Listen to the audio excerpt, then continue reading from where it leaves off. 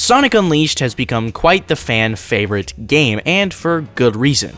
But even its most controversial part, the Werehog, has become pretty appreciated by me and a lot of others. And being honest, the Werehog is just as good as the day stages sometimes. But today, I'm not here to talk about the main version of the game.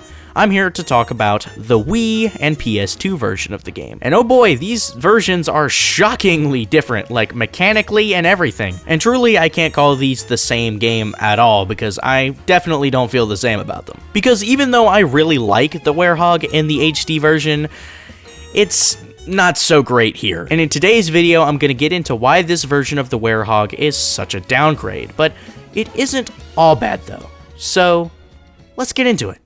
So to start things off, I think the Werehog's combat in the HD version is quite fun. I really like it. People say it's button mashy, but honestly, it's not that bad. But coming over to the SD version, yeah, it's way more button mashy. Like, you really just kind of press two buttons back and forth sporadically. That's literally it. And of course, that's assuming that you're using the GameCube controller. If you're using the Wiimote and Nunchuck, boy, you're gonna be throwing that thing around like a madman, because boy, that's all you do. You just kind of chuck it around.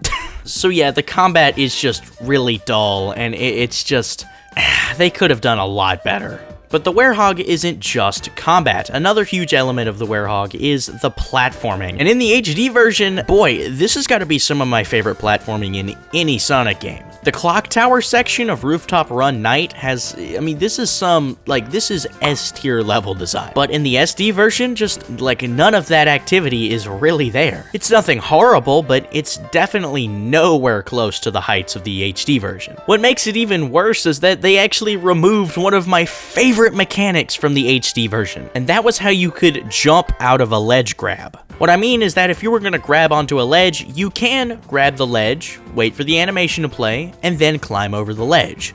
This is the slow way to do it. But if you press the jump button midway through grabbing it, then you just get launched up and completely skip any of the wait time that you have to if you try to just climb over it normally. But this was easily my favorite mechanic from the Werehog. It's just so fun to use, and it makes speedrunning these levels just so addicting. But just coming over to the SD version, this isn't present at all. Like, just look at this. This is the fastest that you can climb up this.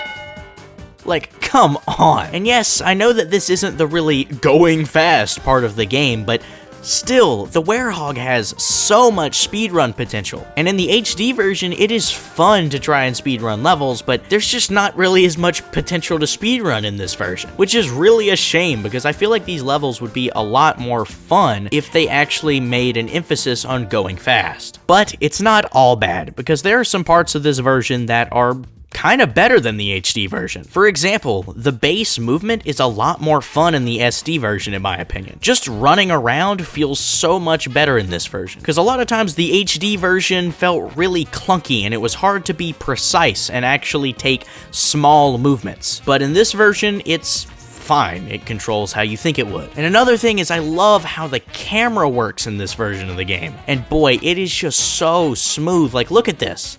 Gosh, I love this. Even if the camera is just kind of following you on a track, it is so satisfying, and the way the camera works is that they made sure everything you need to see is in view, so you don't have to worry about not being able to see something, which is pretty helpful at times. And honestly, the fact that I don't have to worry about the camera is also kind of nice. The fact that it's hands-free is pretty cool. And of course, this logic also applies to the HD version as well, but I especially like the camera here. And also, I just really like how these stages look graphically. Like, yeah, I mean, the model looks kind of funny, but the stages just look really nice. Like, look at the ending section of Rooftop Run.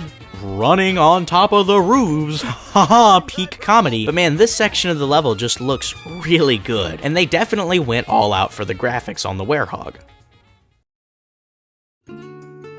And so yeah, that's kinda it. I've been playing a good bit of the SD version of Unleashed, and I just wanted to get my thoughts out there. And so I want to leave this open for discussion, because this isn't some sort of analysis or anything, as I'm sure you can probably tell. So I invite you to leave your thoughts on the HD, the SD, anything around the Werehog in the comments down below. I would love to hear what you guys have to say. And so yeah, that's gonna be it from me. So I hope you have a good day, and I will see you guys next time. Goodbye.